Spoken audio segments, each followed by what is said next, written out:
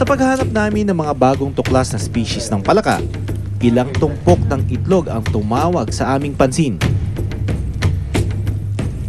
Nalaman namin na mga itlog ito ng isa ring species na kakadiskubre lang noong isang taon, ang Gecko carosadensis. Tinatawag itong Luzon karst gecko. Nakakatuwang isipin na hindi mo na kailangang sumuot sa malalayong kabundukan para makakita ng mga bagong tuklas na hayop. Mapalad kami na makakita hindi lang isa, kundi dalawang newly discovered species.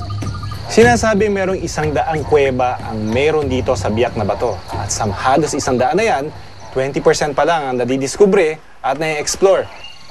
Hindi malayong may mga species pang naghihintay lamang matuklasan.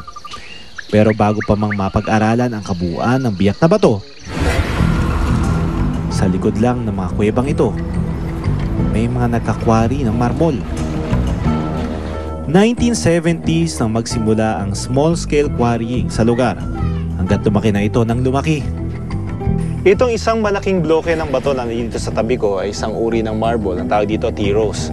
Ito ang dahilan kung bakit nagkakwari sila dito para kuhanin ang ganitong klaseng mamahaling bato. Tinatayang halos 200,000 ang halaga ng isang ganito kalaking bato.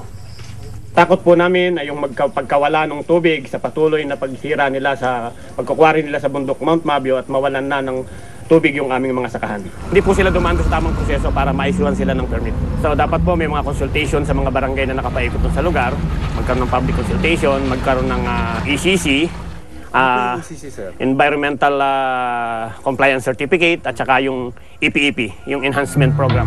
Sinubukan naming kunan ang panig ng kumpanya pero hindi pa sila sumasagot. Sinuspindi muna ang pagkuha ng marmol sa lugar dahil sa matinding pagtutol ng komunidad. Hindi isa pero dalawang bagong tuklas ng species mayroon ngayon ang biyak na bato. Katibayan na sagana at malawak ang saklaw ng buhay sa lugar na ito. Kaya't mahalagang mapag-aralan muna ang isang lugar bago pa man ito galawin para matugunan ang ating mga pangangailangan.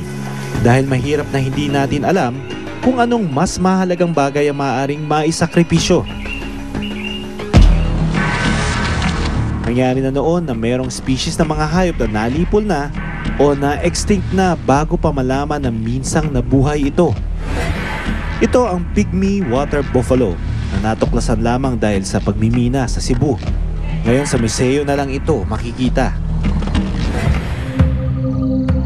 Kung tutuusin, maraming mga bagong natutuklasan sa Pilipinas. Pero tila nakikipag-unahan ng mga pagtuklas ng mga bagong species sa mabilis na pagkasira ng tirahan ng mga hayop dahil sa pangangailangan ng modernong pamumuhay. Isang halimbawa dito ang biyak na bato. Likas na mayaman ito sa mga species na posibleng hindi pa lahat nadidiskubre at napag-aaralan. Pero ang yamang ito ang siya ring ginagamit para maipagpatuloy ang industriya ng modernisasyon. Paano kaya matutustusan ang pangangailangan ng modernong pamumuhay na hindi nalalagay sa panganib ang mga buhay ilang? Ako si Doc Ferds Resio, Born to be Wild. May nakapagsabi na pag hindi ka raw nag-dive sa Balikasag, na mismo na ang hack ng buhay mo.